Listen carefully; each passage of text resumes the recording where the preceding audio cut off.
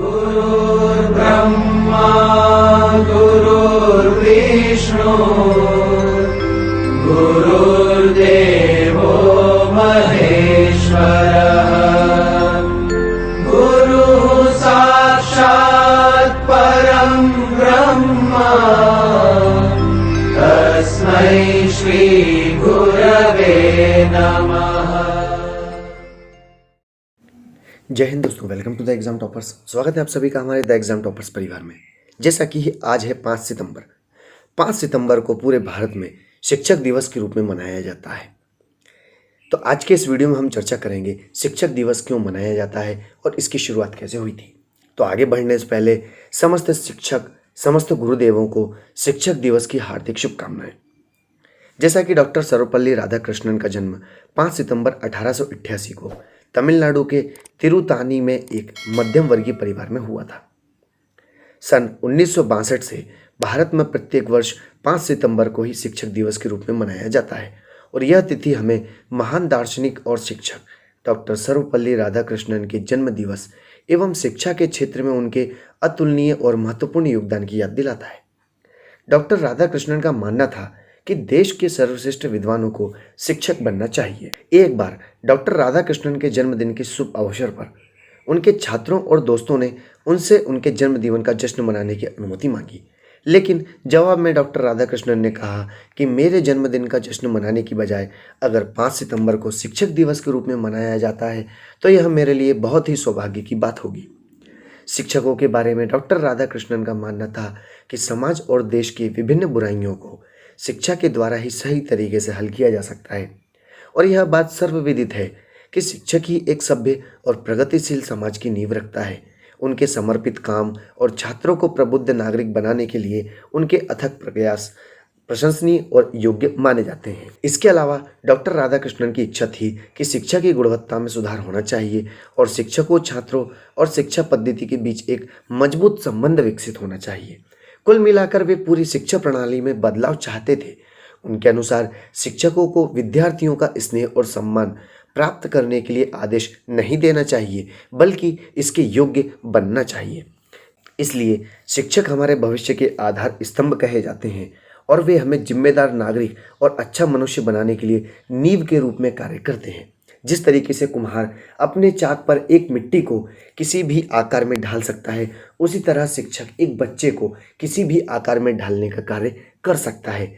यह दिन हमारे विकास की दिशा में हमारे शिक्षकों द्वारा की गई कड़ी मेहनत एवं अथक प्रयास के प्रति आभार और सम्मान प्रकट करने के लिए मनाया जाता है। जैसा कि डॉक्टर सर्वपल्ली राधाकृष्णन का जन्म वर्ष 1888 में आंध्र प्रदेश और तमिलनाडु राज्यों की सीमा के पास मद्रास प्रेसिडेंसी में एक मध्यम वर्गीय तेलुगु ब्राह्मण परिवार में हुआ था। वे वीर समाज के दूसरे पुत्र थे जो पेशे से तहसीलदार थे, अर्थात डॉक्टर सर्वपल्ली राधाकृष्णन के पिता तहसीलदार थे। उन्होंने मद्रास विश्वविद्यालय से दर्शन शास्त्र विषय में स्नातक अर्थात ग्रेजुएशन किया था और एमए में वेदांत और उसकी आध्यात्मिक पूर्व धारणाएं विषय पर शोध पत्र भी लिखा था, जिसमें उन्होंने वेदांत प्रणाली की नैतिकता के महत्व का वर्णन किया था। उनके प्रमुख कार्यों में से एक भारतीय दर्शन को शैक्षणिक दृष्टि से विशिष्ट शब्दावली के रूप में अनुवादित करना है, जो पाश्चात्य मानकों के अनुसार दर्शन कहलाने योग्य है। इसलिए उन्हें भारतीय दर्शन के क्षेत्र में बहुत सम्मान प्राप्त था। उन्हें वर्ष 1931 में अंतर्राष्ट्रीय सहयोग के लिए गठित राष्ट्रों की समिति के लिए भी नामांकित किया गया था। 1947 में जब भारत स्वतंत्र हुआ तो डॉक्टर राधाकृष्णन ने यूनेस्को में भारत का प्रतिनिधित्व किया और 1949 से 1952 तक वे सोवियत संघ में भारत के राजदूत रहे थे। उन्हें भारत की संविधान सभा के लिए भी निर्वाचित किया गया था और बाद में वे भारत के पहले उपराष्ट्रपति और अंततः 1962 से लेकर 67 तक भारत के राष्ट्रपति भी रहे हैं। उन्हें 1954 में भारत रत्न, जिसे भारत का सर्वोच्च नागरिक पुरस्कार माना जाता है, सम्मानित किया गया और उनकी स्मृति में ऑक्सफोर्ड विश्वविद्यालय में राधाकृष्णन चेवनिंग छात्रवृत्ति और राधाकृष्णन मेमोरियल पुरस्कार की भी शुरुआत की गई। उन्हें 1961 में जर्मन बुक ट्रेंड के शांति पुरस्कार से भी नवाजित किया गया था। आश्चर्य की बात तो यह है कि राष्ट्रपति बनने के बाद भी वे बहुत ही विनम्र स्वभाव के व्यक्ति थे और आप जानते हैं कि उनके कार्यकाल में ही राष्ट्रपति भवन को सभी के लिए खोला गया था और समाज के प्रत्येक वर्ग के लोग उनसे मिलने जा सकते थे। वे अपने वेतन के रूप में मिलने वाले 10,000 रुपये में से केवल 2,500 रुपये स्वीकार करते थे और हर महीने प्रधानमंत्री राहत कोष में शेष राशि दान कर दिया करते थे। 17 अप्रैल 1975 को डॉक्टर सर्वपल्ली राधाकृष्णन का निधन हो गया था।